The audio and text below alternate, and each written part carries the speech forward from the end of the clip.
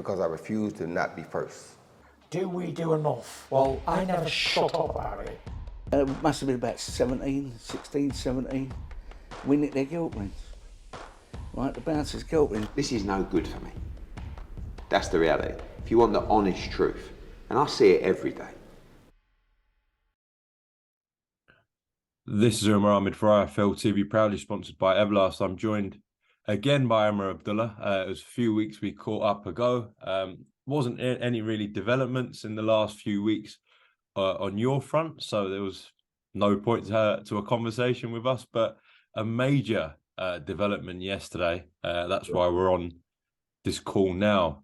You have signed the unified heavyweight world champion in Oleksandr Usyk. So, yeah, well, firstly, what does this mean to Skills Challenge to get him on board? Well, I thank you for having me back on. But the signing of the unified heavyweight champion of the world is a significant signing. You saw in the first phase of our signing, we had Ziad Al-Mayouf, who is at 3-0, is a brand new prospect. But because of his Saudi Arabian nationality, we wanted to make sure that we started with a grassroots guy. Then it progressed to Badu Jack, 3-division world champion, who is an elite fighter. And now it's the epitome of the elite. It's the highest threshold, the pinnacle, if you will, and the heavyweight unified champion of the world in Oleksandr Usyk. And I think this lays the precedent of the different tiers of fighters that we're looking to sign. That doesn't take away from who Oleksandr Usyk is. And what I mean by that is, him signing has a tremendous significance. And we have a multi-fight deal that we're looking to do some pretty amazing things with him outside of his already amazing accomplishments that he has done with Alex Krusik and K2 and Aegis Klimas as a manager. So we're hoping that we can add to that. We're confident that we can add to that. Prince Khaled has some big ideas for him, and we'll go from there.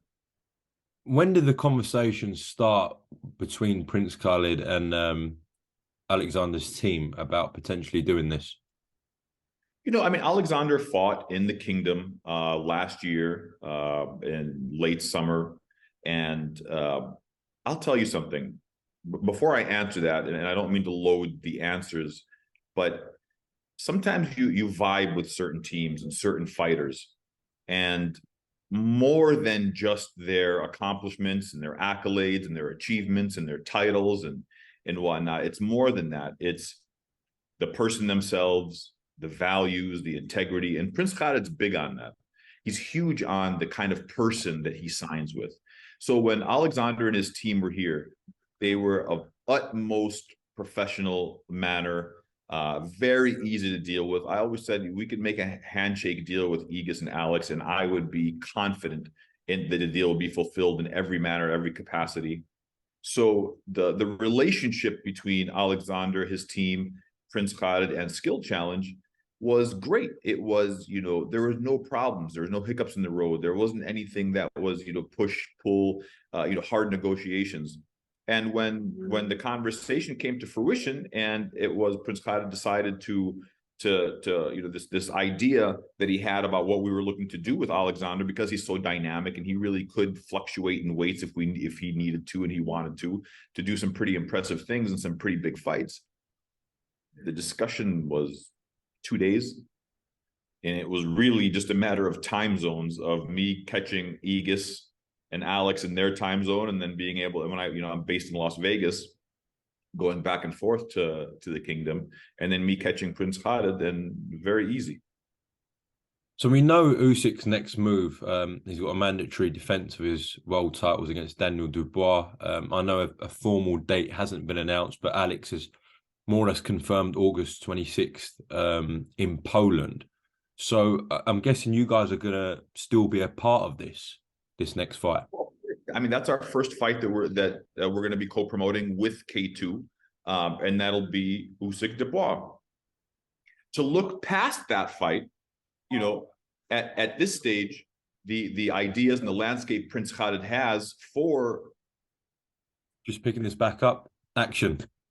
Yeah. So with the fight with Dubois is a co-promotion with K2 and Skill Challenge Promotions. It'll be our first venture together. And of course, the elephant in the room and the big question is going to be, okay, what happens after that? We all know what's going to happen after that, or at least what we'd like to have happen after that, what our intentions are. I believe everybody's on the same page with what should happen after that, from fighters to managers to promoters to the fans. But the first order of business is August, and it is Daniel Dubois. We will come on to your December plans, but I do want to get your thoughts on the matchup between Usyk and Dubois. The boxing world will have, and rightly so, Usyk as a massive favourite, but this is a live threat he's going in with Daniel Dubois, isn't it?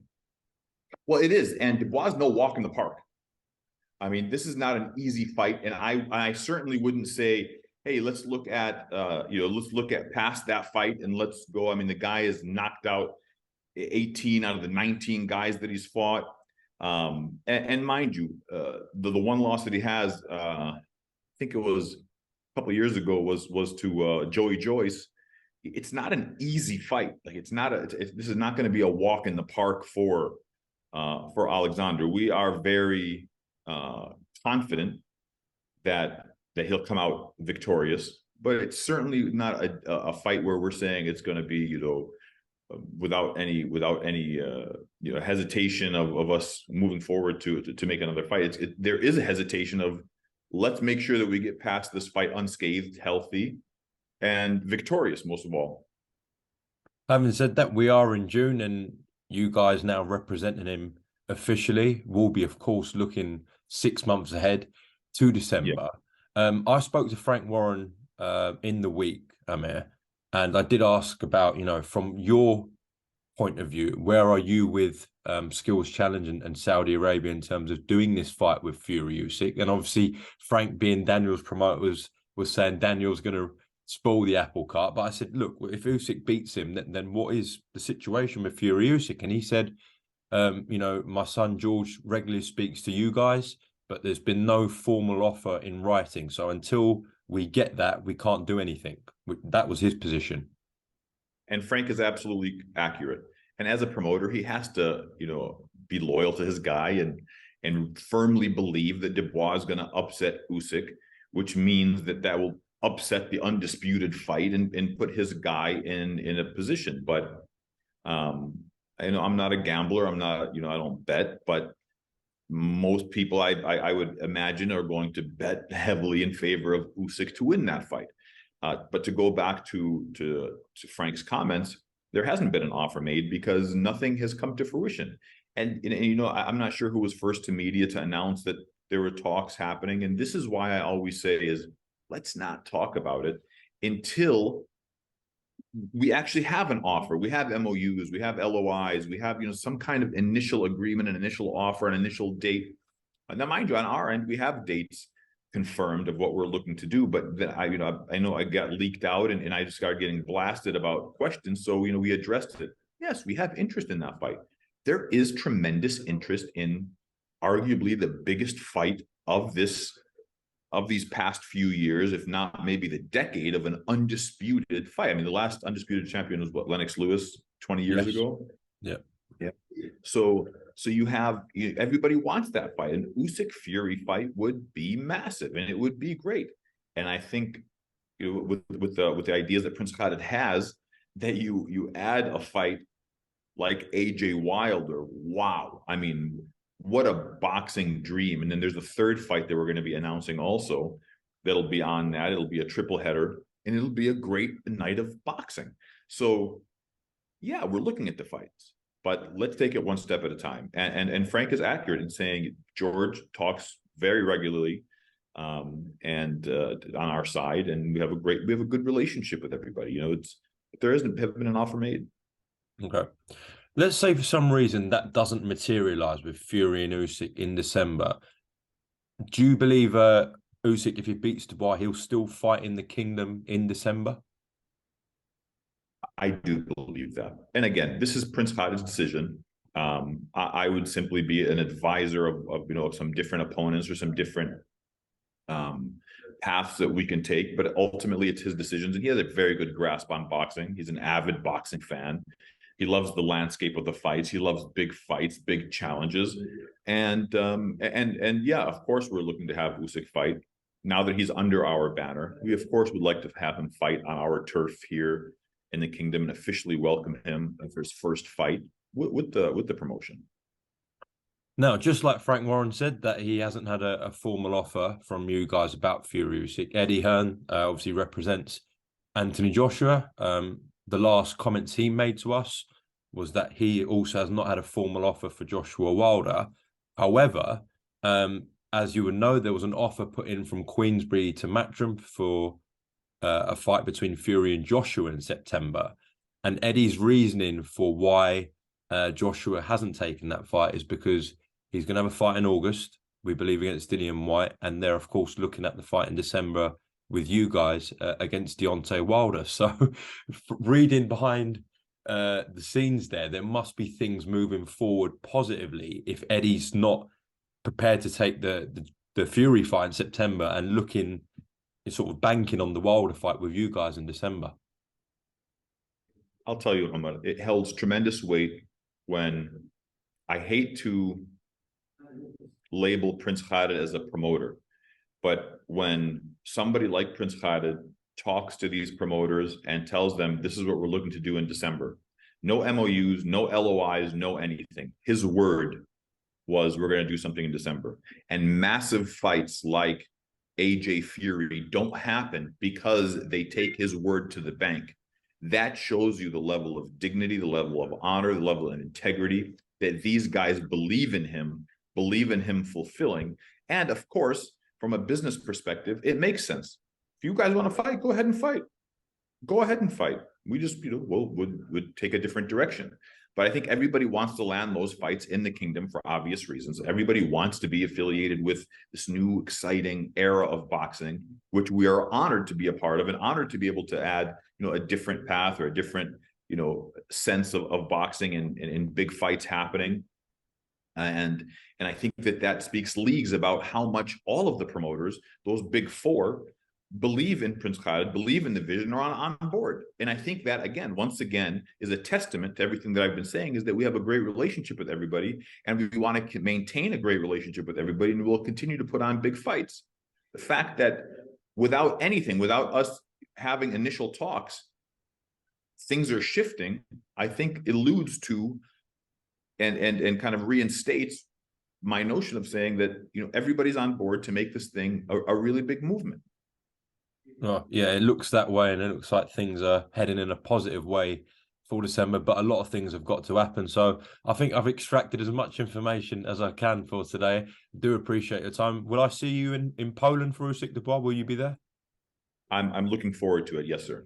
Okay, we'll see you in Poland. Appreciate your time, and anything, maybe a closing statement on signing the unified heavyweight world champion. What do you want to tell the fans about that signing?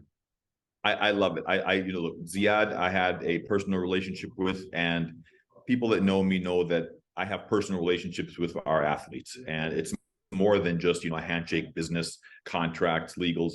It's us having that chemistry of being able to have our families together, have, a brotherhood, joking. Like, if you see Badu and I, people say we argue like brothers because we are brothers. I've been with Badu the longest out of all the guys, and that's why I use him as the example.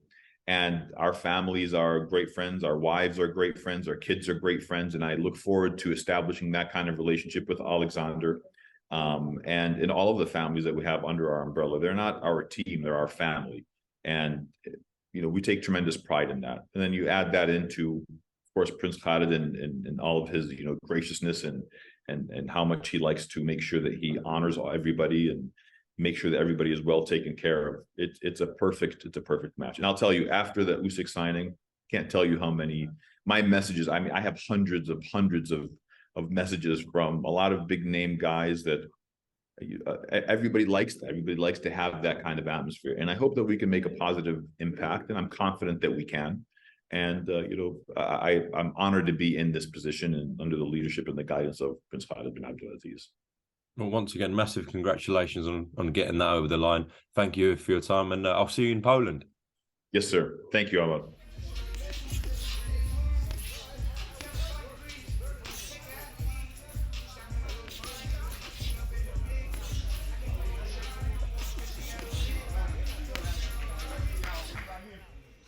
because I refuse to not be first.